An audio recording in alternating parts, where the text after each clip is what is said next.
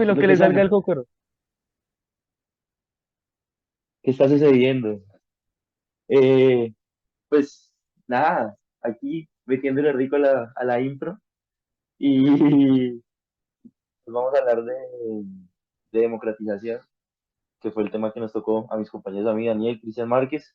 Vamos a hablar un poco de lo que es esta vaina, de las escuelas que tiene, todo eso, como si fuera una clase, pero pues obviamente no somos profesores de nada. Eh, la idea como principalmente, yo profesor es TRIN, basado en libros, autores, tales, pascuales. Entonces, principalmente eso fue en lo que nos basamos. Eh, no hay nada así como de Wikipedia. Ojo, profe, que le pueden estar metiendo chancuco. Eh, y pues ya, como que animar el día, explicar un poco ese tema y que no sea como tan monótono, como siempre suelen ser como los videos así de explicarme cosas. Eh, pues principalmente, como que nos dividimos por textos, buscamos varios textos y cada uno profundizó en cada texto, ya dejando un poco de lado la recocha. Em, yo profundicé mucho en el tema de lo que de las escuelas contemporáneas y clásicas. Voy a intentar resumirlo o voy a intentar dejarlo un poco claro y resumirlo muy bien para que todas las personas que vean el video puedan entender o más o menos tener una idea de lo que dice esta vaina. Em, tenemos autores en el texto que yo escogí, como Sonia Álvarez y Ruth Collier, em, que, donde argumentan cómo la democratización, la sociedad civil y los movimientos sociales van de la mano. Entonces, un ejemplo muy claro de un movimiento social es, por ejemplo, la séptima papeleta, que también fue un ejemplo de democracia, donde pues, eh, se impulsó a llevar a cabo la constituyente del 91. Para estos dos autores es muy importante que haya movimientos sociales, porque con base en los movimientos sociales comienzan a hacer la democratización en los países y en las naciones. Em, Siendo un poco por este tema de la democratización en unas escuelas contemporáneas, está Elizabeth Jean Wood, eh, que nos habla de una vía insurgente hacia la democracia, que no es muy diferente a lo que vendría siendo los movimientos sociales, porque como podremos saber, y si no lo sabes, es muy diferente insurgente a un movimiento social. Em, Esta autora nos explica que la vía insurgente hacia la democracia se usa sobre todo en las sociedades oligarcas y estas pueden impulsar también transiciones democráticas. Hay autores también ya em, también muy reconocidos como Robert Putnam y Margaret Cohn, que nos recuerdan un papel crucial de la sociedad civil, donde Putnam enfatiza el capital social generado por normas de reciprocidad y redes de compromiso civil, mientras que Kohn destaca la importancia de la resistencia organizada contra el capitalismo para una verdadera democracia. Son un poco, como se pueden dar cuenta, son un poco autores muy liberales, los que yo me basé, como los que estuve focalizado. Em, pero el resumen de estos autores y el resumen de estas escuelas contemporáneas es que la transición democrática es un proceso muy complejo que han vivido muchos países, muchas naciones en Latinoamérica, en Europa, en Asia, en África, en muchos lugares, que involucra tanto la acción de élites moderadas como el activismo de la sociedad civil. Explorar estas diferentes perspectivas nos ayuda un poco a comprender mejor cómo se desarrolla la democracia en el mundo, en los países, y a entender un poco cómo hemos llegado a la actualidad, cómo hemos llegado a lo contemporáneo y qué tanto nos ha tomado llegar hasta acá. Cristian va a explicar un poco cómo ha avanzado la democratización con los años y cuáles son como las bases de la democratización.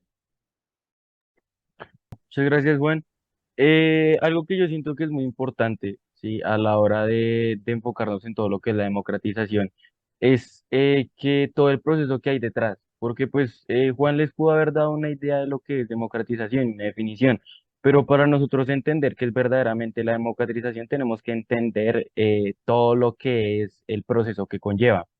Sí, y por ejemplo, digamos, algo que se me hizo muy interesante al leer el texto, sí, que se llama Democratización y Liberalización, sí, que fue escrito por César Cancino, sí, pues es muy interesante el cómo explica todo este proceso.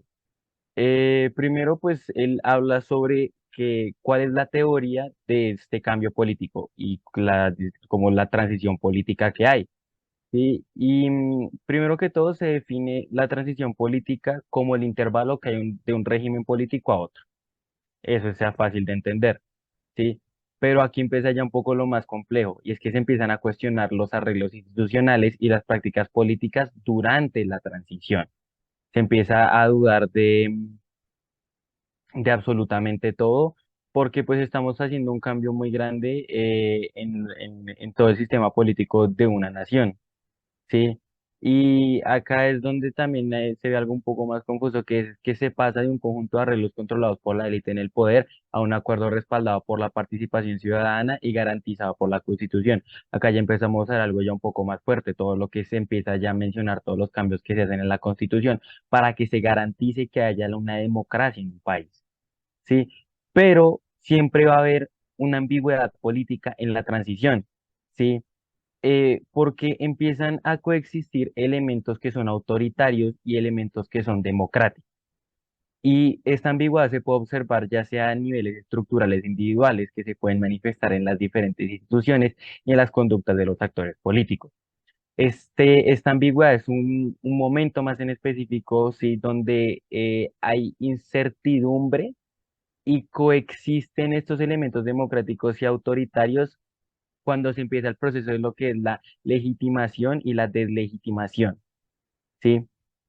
Para César, sí, él nos habla sobre dos diferentes modalidades, ¿sí? De transición democrática, ¿sí?